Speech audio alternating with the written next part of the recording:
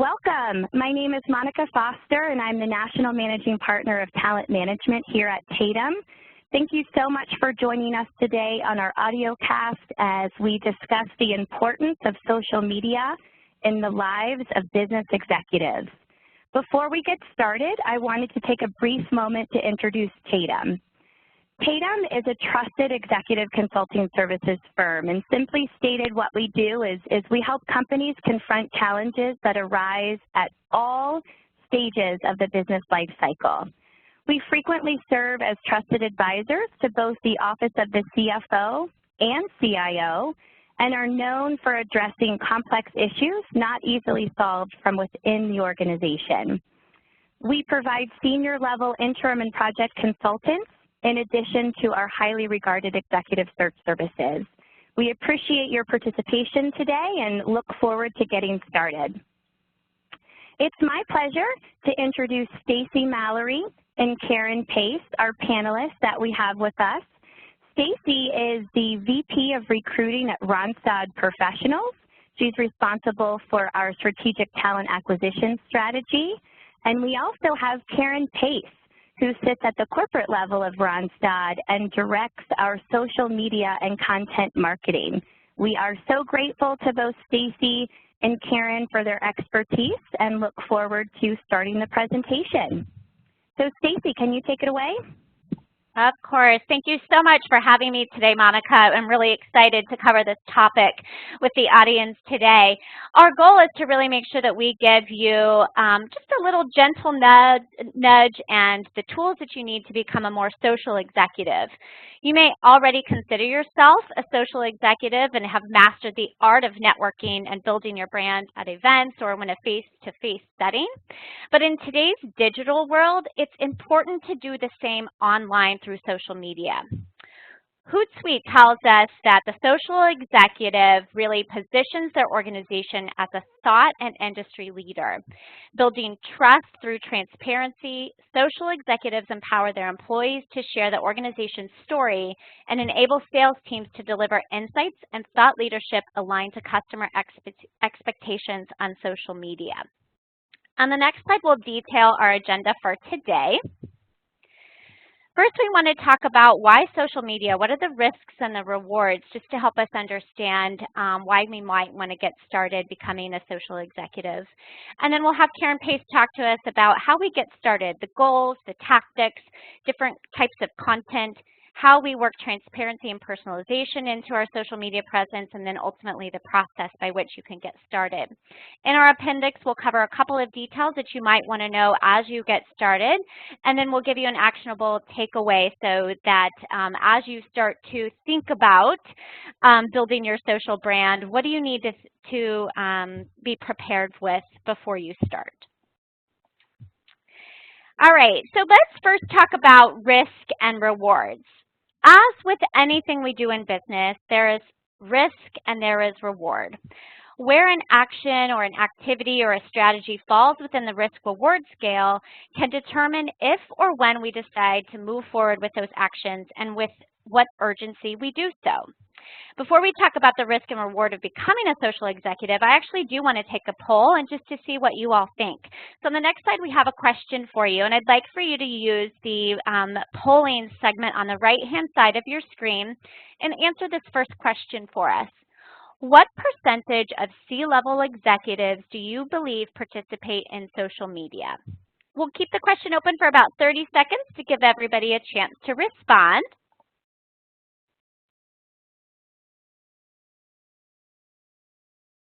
So we've got about 20 seconds left.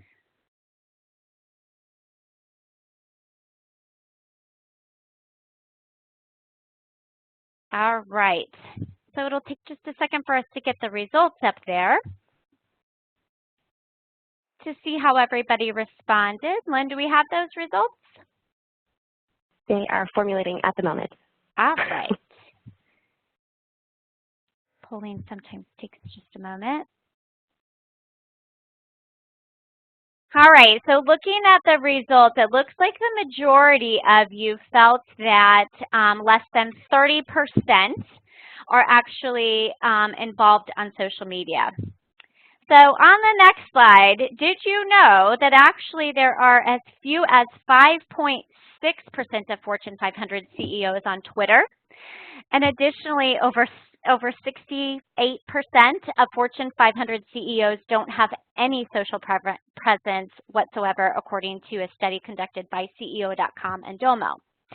So definitely under the 30% are involved on that. So I think everybody was pretty accurate in what they were thinking in regards to the volume of that. So some executives are just naturally very social and love to engage in social media.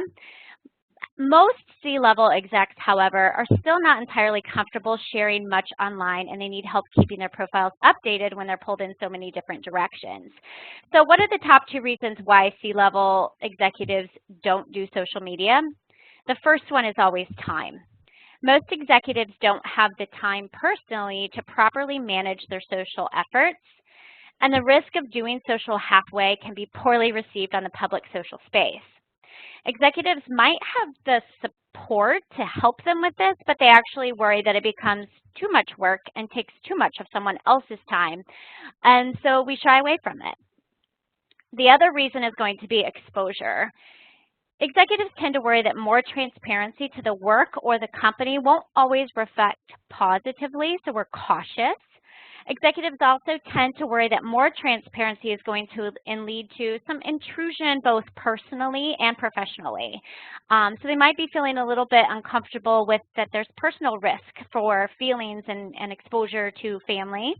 There's more sales attempts, right? We put ourselves out there, and salespeople can find us, and those things start to, impact our day and the calls that we get. But if we think about the CFOs in particular, they tend to live really behind the scenes, and becoming more social is definitely going to bring that CFO to the forefront. So these are the 2 most important, or the 2 biggest reasons people in the C-level don't even really venture towards that social media exposure. So let's talk about what some of the rewards are now that we understand the risks. This slide is going to give you quite a few examples of where the C-level executives have indicated that there is definite benefit and reward. I just want to call out a few that stand out to me. Being a social executive is going to give the company a more human face or personality, and Karen's going to talk to that today with us. It actually shows that the company's definitely innovative, has a positive impact on the company's reputation. Most importantly, it has a positive impact on those business results, enhances the credibility of the company in the market, and then it helps them find new customers, which is what helps us grow as a company, impacts those business results, and definitely gives us that competitive edge. So that's just a few of the benefits, and there's many more that are listed on here that are definite reasons on why we would want to consider being a more social executive so that we can benefit from that. On the next slide, Hootsuite and LinkedIn actually explored how the use of social media by senior executives impacts both employee engagement and company revenue. The social currency report tells us that first, there's a 40% increase in employee engagement as a direct correlation to CEO or executive engagement. Second, when sales teams are engaged on social media, they're 50% more likely to achieve the sales quota. Now, I'm just going to go on a limb here and say that I imagine most CFOs are much happier when they're reporting positive sales and financial results. And becoming a social executive gives you the opportunity to really influence the results of the company in a way that you may not be doing so today. So now that we've addressed the risk and reward of social executives, I would like to bring Karen Pace, Randstad's Director of Social Media that Monica introduced, to discuss a little bit more detailed how we actually get started in becoming that social executive. So Karen, over to you. Great. Thank you for having me today, everyone. I do want to talk about getting started. A lot of people, whether you're working on your phone or your computer, think about social media, and the question inherently begins with, what do I post? Well, to understand what you want to post, you need to back up a little bit and understand the goals for posting. So Stacy has highlighted some of the reasons you want to post, but now let's talk about the business goals. So it's important to identify your goals. Every post that you make on social should roll up to an identified business goal. The business goals can be for your organization or can be for you personally. So here are two examples. A business goal might be lead generation, becoming a more trusted source as a thought leader that provides valuable information that enhances the personal reputation as well as the reputation of the business. When you turn that business goal into a social goal, it allows you to create a post. For example, if your goal is thought leadership that can develop into lead generation, maybe you write a blog post titled 6 Keys to Effective Transition Planning. The blog has a Contact Us button at the bottom. You create a tweet that invites users to click through to read the blog, learn more about the company, the person, the organization, and then can certainly enhance the thought leadership and is an opportunity for lead generation in that environment. You're beginning that relationship. Again, you want the opportunity to take that business goal and turn it into a social goal. That will help you to define the type of post you're going to create. Looking at the tactics, what are the tactics we would use to create those social posts? First, you have to identify what channels will be best for you personally or best to represent your organization. For the most part, LinkedIn is the obvious choice for professionals, though Twitter allows for the largest engagement and growth opportunity. Twitter allows for large numbers of followers that don't necessarily have to be personally connected to you. This allows for easier and quick connections and engagements where LinkedIn is definitely a personal reciprocal connection. Choosing how you want to approach your content, choosing the choice to decide between posting and engaging helps develop you as a thought leader. Combining the goals with the type of content you want to use gives you the foundation to stay focused and allows you to establish the right follower base. What you're posting determines how and why people might want to follow you. Types of content. This one is super important. There are 3 types of content: aggregated, curated, and original content. You want to have a balance of all 3. The idea that you're aggregating content, this is content that someone else has written that you're sharing on your social channels. So you found a great article on Inc. or Forbes that you would like to share. Curated content is you see an article and you provide your own commentary on that particular piece and you cite that original article, but you've also contributed to that in some way in your post, in a blog post, in a tweet, or in a LinkedIn post, giving your opinion or your additional information that would apply to that particular piece. And then created content. You're going to write your own content. You can write a blog post. You can use LinkedIn Publisher to write. Developing the types of content that you use help you expand your audience, help you define who you are as an individual, and help really enhance your brand profile. And then growth. You want to use your content in your tweets and your LinkedIn posts and whatnot to build your audience. To develop your personal brand, you certainly want to engage with your followers, connect with them, and then grow that audience. You can use paid promotion. It doesn't require a ton of money, but you can use paid support to enlarge your audience and the reach of your social content. Let's take a minute to do a poll question. I'm enjoying these thoroughly. We just reviewed the types of content, so I want to ask you, what is the difference between aggregated content and curated content? Aggregated was written by someone else, curated was written by you, aggregated was written by you, curated was written by someone else, aggregated was written by someone else, curated is you writing about that content that someone else wrote and included your original content. Go ahead and answer the poll question. We'll give you 30 seconds, so please participate. Knowing these definitions will certainly make you a thought leader or seem like an expert in your own personal social space, I can tell you that. So aggregated and curated. What's the difference?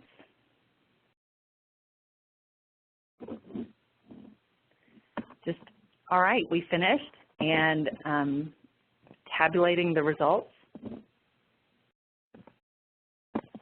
Let's see what everyone thought, see if we remembered from the slide before.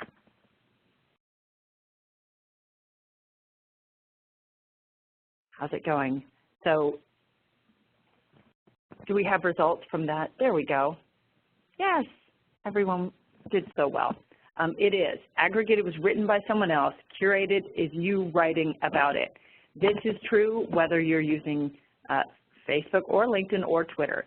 Adding your particular view or your take on the subject is allowing it to become curated content. Great job, everyone. Now let's talk about where to get that aggregated content then that you can participate and write about and become curated content. Where to get content. Talking about original content, you can write your own original content. You don't have to have an off-site blog link to publish a blog or long form, is what we call it, article. You can use LinkedIn, Publisher, and Pulse. They allow you to post long form articles. You've probably seen this in your own LinkedIn usage. You can use your company site or blog. This is a really smart way to do it because you can link back to your company site, which again contributes to those, turns that social goal into a bit contributing to the business goal, where you're trying to create engagement, get visibility for your personal brand and for your company. You can use multi-author sites. There are sites that allow contributors. If you are the leader in your space or leader in your particular vertical, there are several opportunities. HuffPost, everyone is probably pretty familiar with that, or Medium, that allow you to become a contributor because you have you bring a certain specific value. And then, of course, you can have a personal blog. There are many free sites that do this.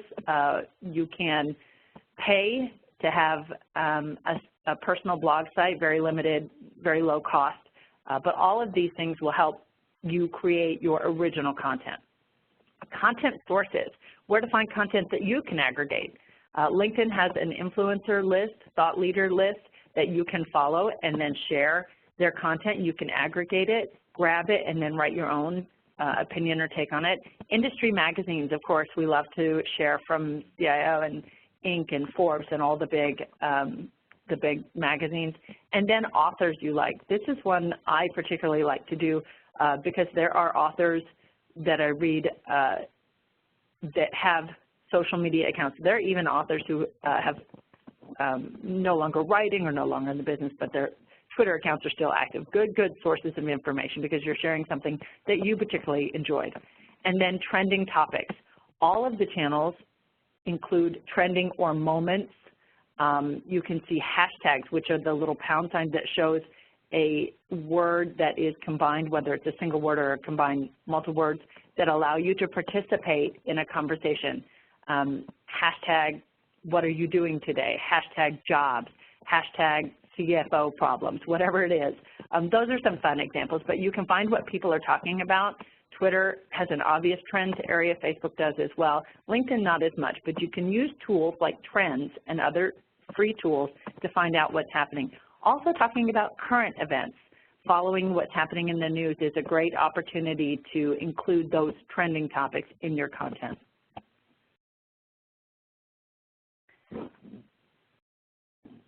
This is a fun poll question. I want to take the opportunity to stop right here. How many times should I post on LinkedIn and Twitter each week? 1 time on LinkedIn, 2 times on Twitter, 2 times on LinkedIn, 5 times on Twitter, 4 times on LinkedIn, 25 times on Twitter, or 100 times on LinkedIn and 100 times on Twitter. And if you all would take 30 seconds to answer this poll, think of the people you know that you can fit into these time slots. I have no doubt everyone knows someone who posts 100 times on LinkedIn and Twitter. So take this poll, see what you think is the acceptable or average or recommended times you should post on Twitter and LinkedIn each week. Couple more seconds for this one. This is usually one of the most popular questions we get when we talk about social media. Great, I'm excited to see the poll results. I probably fall into one of these. I will let you guess which one. Let's see how we did.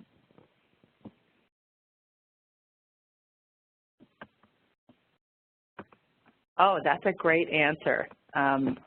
2 times on Twitter and 2 times on LinkedIn and 5 times on Twitter is the most popular answer.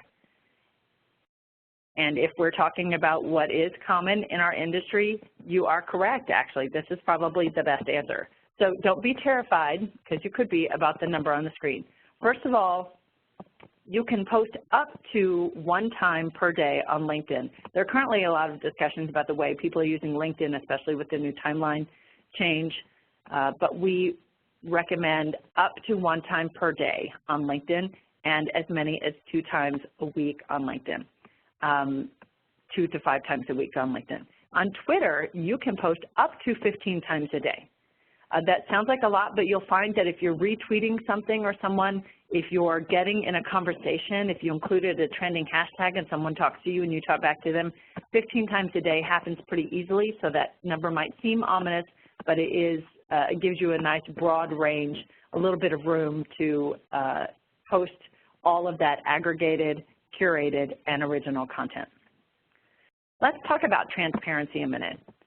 As Stacy mentioned earlier, it is one of the barriers and the risks to using social media, and it's one of the things that keeps many C-level executives off of social channels.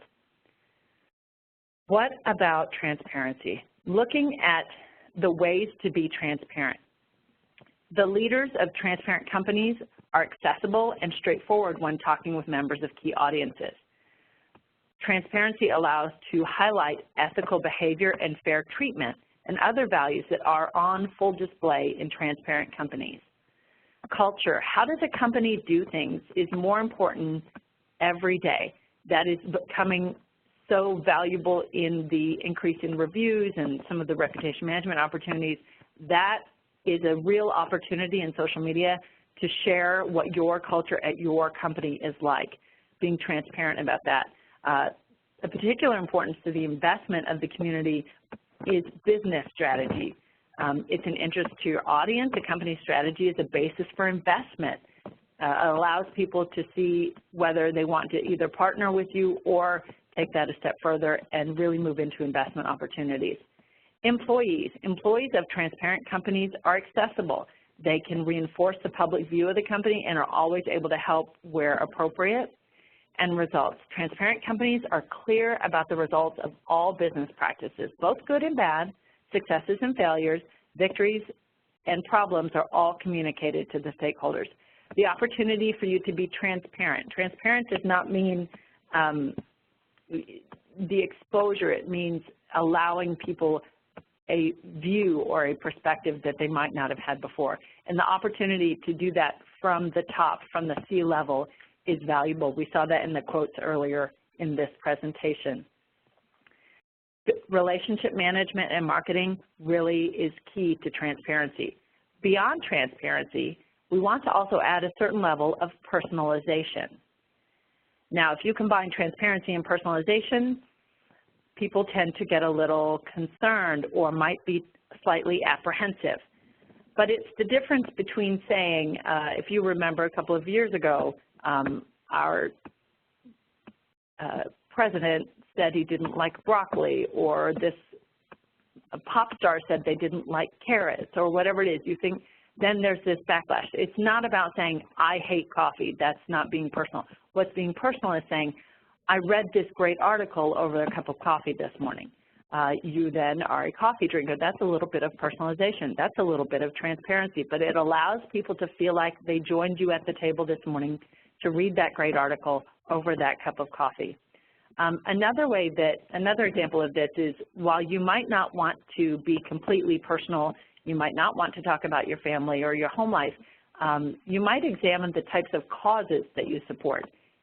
We have an example here at the company where our chief executive supports has a dog she got through a rescue effort, and she is a huge supporter of rescue dog opportunities. That is a personalization that's also a little bit transparent and supports a cause, which then is a social goal that rolls up into the business goal of being corporately responsible, being personally responsible and active in her community. You can find a way, this is a great word cloud, you can find a way to apply some of these words into your social posts. If you're thinking about writing a post, ask yourself, is it honest? Am I going to include feelings? Do I want to add a certain tone? Am I going to be share about my hobbies or my preference for coffee or tea? It is all about the level of personalization that allows you to represent a certain amount of humanity in your social posts. Let's talk about the process just a minute. We've covered a lot of this in the presentation, but let's go through the keys to a good social process. The approach, how will you handle your social media? Will you do it yourself, or will you have a hybrid approach where you have someone else on your team to assist you or help you? Communication is key. If you have a team or someone who assists you, make sure that you are talking to each other. Make sure someone knows when the other one is going to be posting. If you have someone who is helping you, let them know that you are at a conference or you took this photo and send that to them to share. If you're doing it on your own, make sure that you're engaging with your peers, your peer level. If you're at a conference, make sure you're engaging with that conference. So communication is key. Don't forget about your audience. Who is your audience? Are they B2B or are they B2C? Is it your customers or is it your competition? Voice and tone, how do you talk?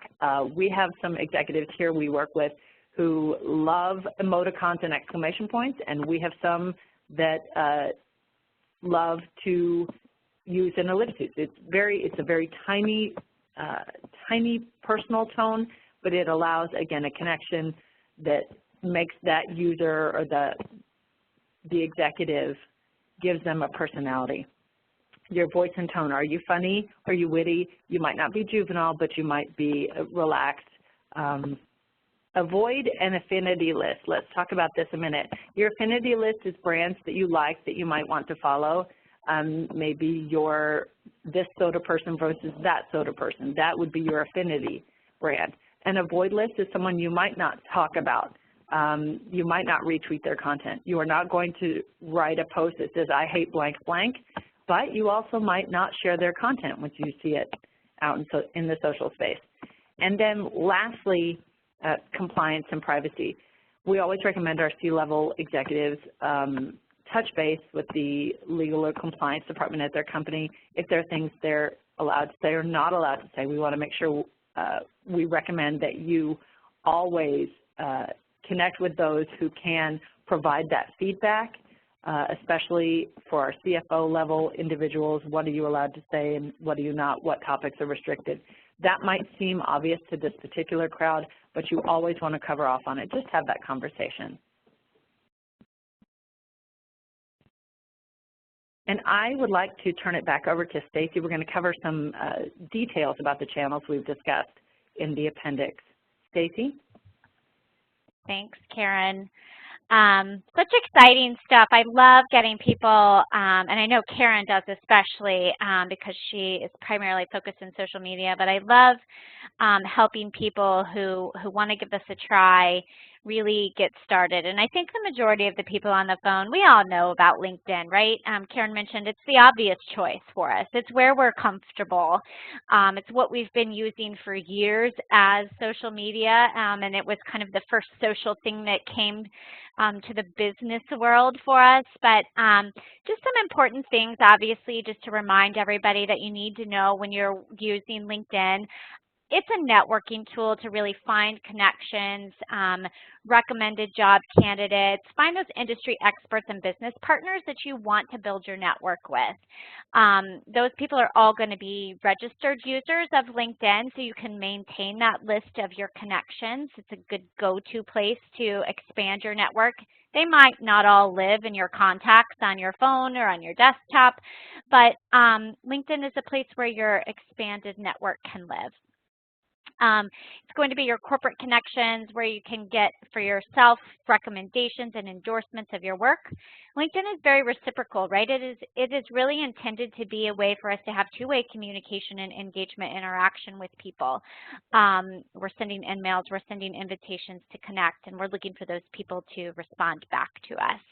And the engagement variety that you find on LinkedIn is going to be likes. So if you post a status update or you share a comment or an article on there, you're looking for people to like that or to share it with their networks, and that's where you really get that viral growth of the content that you're sharing and where you can really build your reputation and your brand online. And then you're looking for people to comment. You actually, again, it gives you that reciprocal environment where people are commenting, you can respond back, and you can have two-way communication where it's visible to other people, and that conversation can certainly grow. Make sure that you're utilizing the ability to join groups and follow company pages, whether you're pursuing them from a sales standpoint or you just want to stay in the know of what's happening with the company. It allows you to really increase that connectivity that LinkedIn provides for you. And then for you, your personal brand, make sure you've got your experience and your skills listed on there. LinkedIn is heavily driven from a search standpoint off of keywords, and so you want to make sure that you have a very rich keyword-rich profile so that people understand who is Monica Foster and what is she all about, to understand just a summary, but then also the details of her experience. And that's what's going to power people to find you on that LinkedIn network. But again, it's your personal and it's your professional capability. This is where some of that personal element can really lead in to this. While they want to know who you are as a professional, it's a great opportunity to weave in some of that personalization for people to understand who you are. When you're using LinkedIn to connect with other people, if they have those personal elements on their profile, it gives you something else to start the conversation with. So think about it both ways when you're building your LinkedIn profile, but also when you're utilizing it. Don't always approach people with that basic information about their professional experience, but think of those personal elements that give you that ability to connect. Always connect with people that you know or that you want to have in your network and where you can add value or they can add value to you. Definitely customize your LinkedIn URL so that when you're sharing it out there, whether it's on your signature, it's not that long kind of ugly URL. You have a personalized one. Use emails if you have them for connecting and communication, not just promotion. Don't always, blast and do those sales promotions, but use them to connect with people as well. The next one's a big one for me. Always include how you're connected when you're sending invites. Not even just how you're connected, but actually personalize those invitations. Don't just send the standard, hey, I'd like to add you to my personal network on LinkedIn. Tell them why. You get a lot higher response rate when you personalize that outreach and that engagement. We all have busy lives outside of work, so try to stick to regular business hours when you're utilizing LinkedIn. It might be the beginning of the day, the middle of the day when people are taking a brain break and they're on LinkedIn, just kind of looking for some information. That might be a good time, but you typically won't see a lot of people interacting on LinkedIn at 9 p.m. at night. So just keep that in mind. And then definitely use LinkedIn to publish your original content. That's a great place to, where you don't have to have that special blog or that special location to store that information. LinkedIn provides that for you, so make sure you're utilizing that. So for Twitter's the one where I think everyone's a little more hesitant. We're not quite ready to jump into Twitter. And mostly it's because we just don't really understand it or how it works. But once you do start to get comfortable with Twitter, it actually is very easy and it can be very fun and add a nice, interesting element to your typical workday. But Twitter is that microblogging community where the posts and the links are limited to 140 characters or less. It's not reciprocal in the same way that LinkedIn is. You will have people that do engage with you, but it's not a requirement. Sometimes Twitter is just the place where you go put information out and people seek it and they find it on Twitter, but they may not necessarily engage in two-way communication. Some people might comment or reply, but the type of engagements that you're looking for there is you want people to like your tweet. You want them to retweet it. That means they're sharing what you shared with other people or to mention you. That's where Twitter can help, other people on Twitter can help you build your brand by mentioning you, something that you shared and they like that, or something that they saw about you and they want to really kind of help you build that as well. So you're looking for mentions there. Hashtags, you may all be comfortable with understanding what a hashtag is today, but it's really what sets a keyword apart on LinkedIn. So you'll see the hashtag or the pound sign in front of a word, and that just indicates that, hey, this is a keyword here. And that's what people search off of on Twitter. So one of the difficult things in learning, okay, when you first start to tweet, obviously you don't have any followers. Well, using the right hashtags is what's going to help you build that. If you're using the right keywords in your searches and people are searching off of that, they'll find your content. And then when they find it relevant, that's when you start to build your followers. So you have to start somewhere on Twitter, and there are tools out there that will help you do that. Make sure that you're sharing great content and great conversations. Twitter, to me, is where you can get a little bit more creative in how you're communicating with people. There are tools out there that can allow you to automate that. However, you probably want to be careful with how much automation you do because we can have some mishaps with that, especially if you have somebody else that's managing this for you. You want to make sure that that automation isn't happening at a time that's inappropriate. I'll just use an example. You can't have an athlete out on the court that's actually tweeting about a shot that they just made. And sometimes when you have other people managing that, they might make that tweet at the wrong time. And it can be dangerous in some cases. So keep it to a minimum, but definitely use automation if it makes sense for you on some of that just generic content that you might be sharing. Promote others or more than yourself. You don't want to be that person that's always just talking about themselves. You want to make sure that you're promoting the business, promoting your peers, and certainly promoting other industry thought leaders as well. No caps lock. You don't want to use all caps. That's shouting in social media, so just make sure that you're utilizing the proper caps when you're tweeting. Review before you tweet just to make sure you don't have any errors, of course. And then use the list to help connect and engage with select groups. There are some tools within Twitter that will help you identify the right type of people that you might want to engage with. There's a few other tools that you might want to explore out there also. Hootsuite, we mentioned them a couple of times of doing some studies. But they are a free social management platform, so you can manage multiple platforms on Hootsuite, which you might find helpful to yourself. TweetDeck is going to give you some information that can be used on Twitter. The Twitter app lists and columns in there are going to help you really kind of just sort through who you're trying to connect with. And then Social Mention is going to show you, help you understand where are you getting mentions. It'll give you some blogs, show you some different trends on social. So those are a couple other tools that you might want to explore. And we'll provide some links to those as you get started here in the takeaway documents for you today. Karen, is there anything else that you would add on those types of things before we talk about the takeaway we've put together for them? No, I think you've done a fantastic job. Thank you. All right. So I'm excited about this. Karen, I'm going to give it to her just to tie this up because she is the person in RONSA that actually works with our executives to go through this exercise of helping them understand what their social presence and what their social appearance really should look like.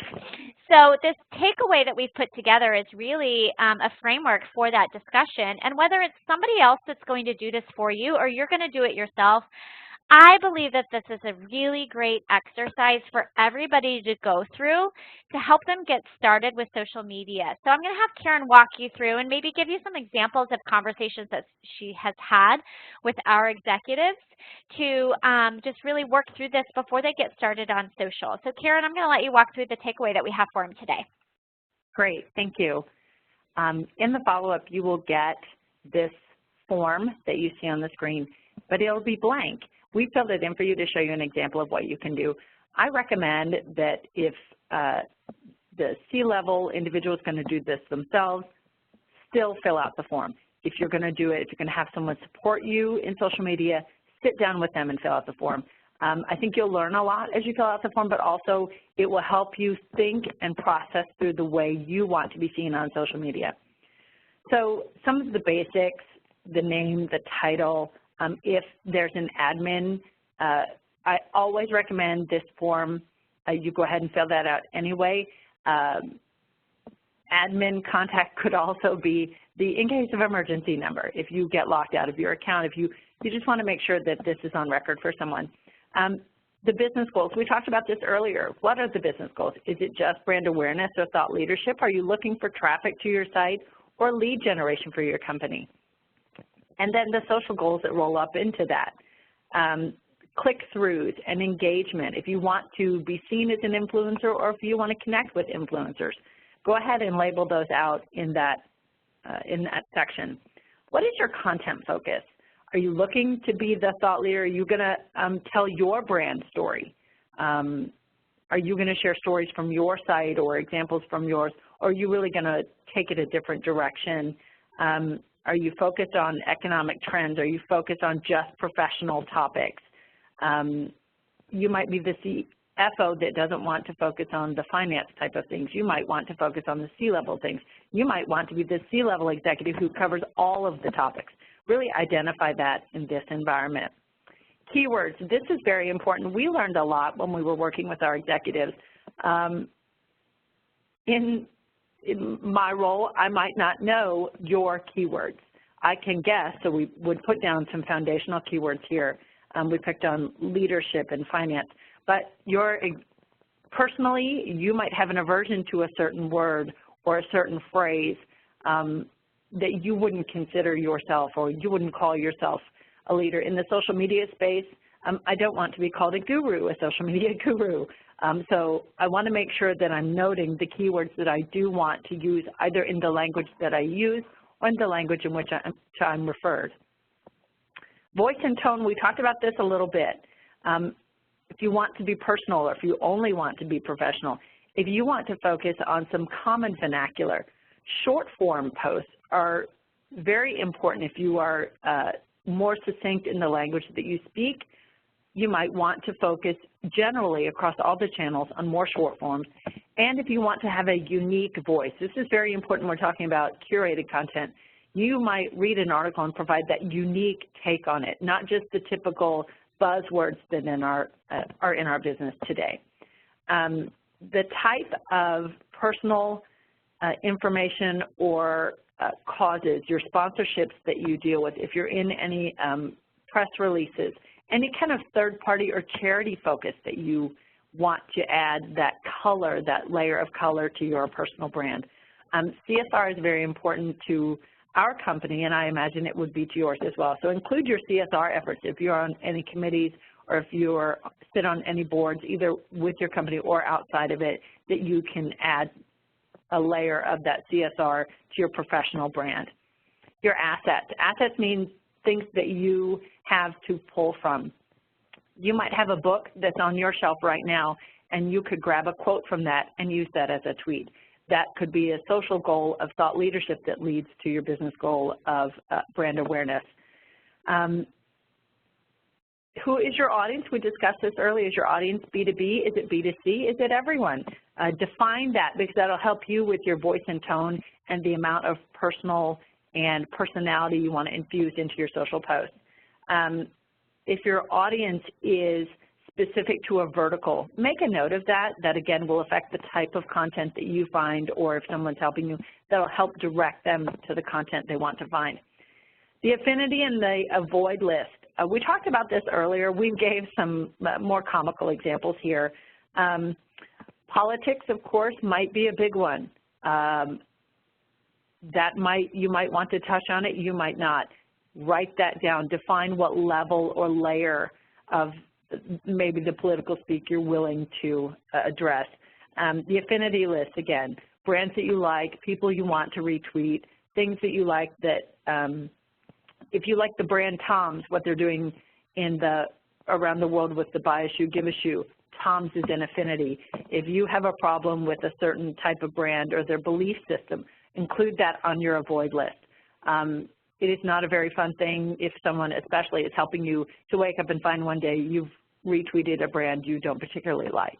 So make sure you cover off on those topics. And really, that'll be one of those things, especially we found when working with our executive team, is that people aren't used to saying, they'll tell you all day long the thing they like, but they sometimes might have a hard time with the thing they don't like. So take some time to really think about the avoid list. Again, finding out that you've retweeted someone who would be on your avoid list that you didn't previously name is not a very fun experience. So take a minute to really kind of think through that one. And then lastly, go ahead and make note of your social channels, your URLs, and even include your site URL if you want to represent your company there as well. This is a great tool, a great takeaway for you to fill in the blanks. This might even be one that changes over time. We, in the conversations with the executives, explained how it's a living document. We want to make sure we update it. If the business goals get updated, come back in and update your social goals. Your affinity and avoid list will probably update pretty often. If you are getting so good in the social space and you decide you want to be more personal, you decide you want to be more transparent, go ahead and add in some of the things like your hobbies, maybe in the beginning you didn't talk about the sports or teams you liked, and in the end you've gotten so comfortable and your audience is so used to getting to know who you are personally that they enjoy that kind of mix of your following your favorite team into a basketball tournament or in the fall football season. So this is a living document. Make sure that you update it, make sure you keep it handy, and really put some thought into developing the filling the blank so that you can really develop and hone who your personal brand is and how it reflects on you and your company.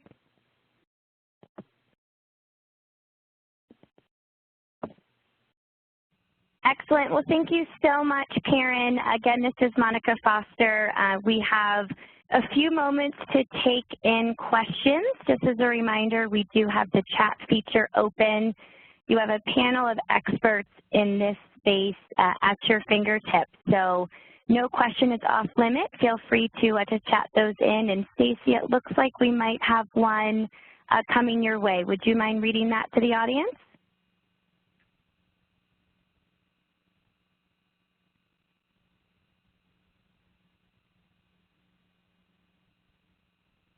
Yet. We are in the takeaway document today. There are a couple of links in there that will help you, will lead you directly to the steps that you need to take to just get started. There's a couple of quick little videos in there that you could get started on Twitter within just a few minutes. My recommendation, and Karen might want to comment as well, is before you start tweeting, because that's going to be the first step really in starting to build your followers, is just kind of observe, right? Do some of your own searching, see how other people are interacting on Twitter, search for people that you want to follow and start building that up.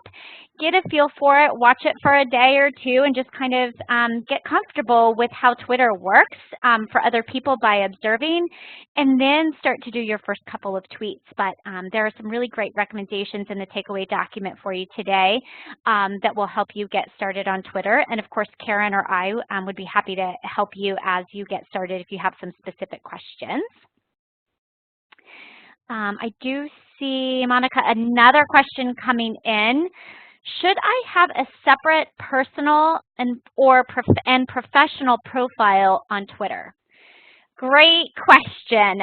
This is actually something I myself over the years have always wondered and struggled with. And I think the most important thing to remember here is that everything in social is public and it's present, right? It's there.